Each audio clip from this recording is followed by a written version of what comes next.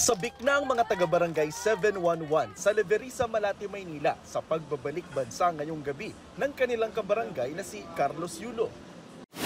Congratulations, Kanoy! Balato ko! Ay, gusto ko talaga siya mayakap. Excited na raw silang makita agad ang kabarangay nilang umukit ng kasaysayan. Excited na excited na.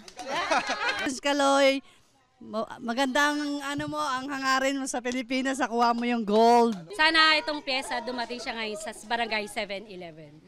Ilan sa kapitbahay nasubaybayan daw ang pagtumbling-tumbling at tagumpay ni Kaloy from Malate to Paris.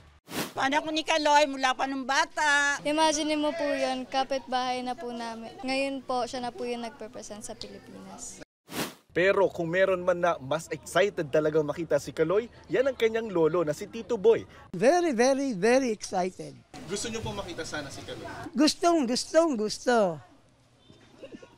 Tagal lang hindi pumupunta dito eh. Mahigit 2 years na yata eh. Masaya kung pupunta siya rito. Magkaroon ng victory party. Masaya, di ba?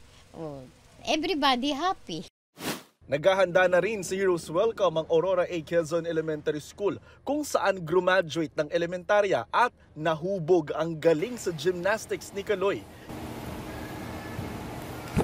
Nagmeeting na ang faculty para sa ipapadala nilang 600 estudyante, magulang at teachers sa programa sa Rizal Memorial Sports Complex pagkatapos ng Heroes Parade. Welcome back!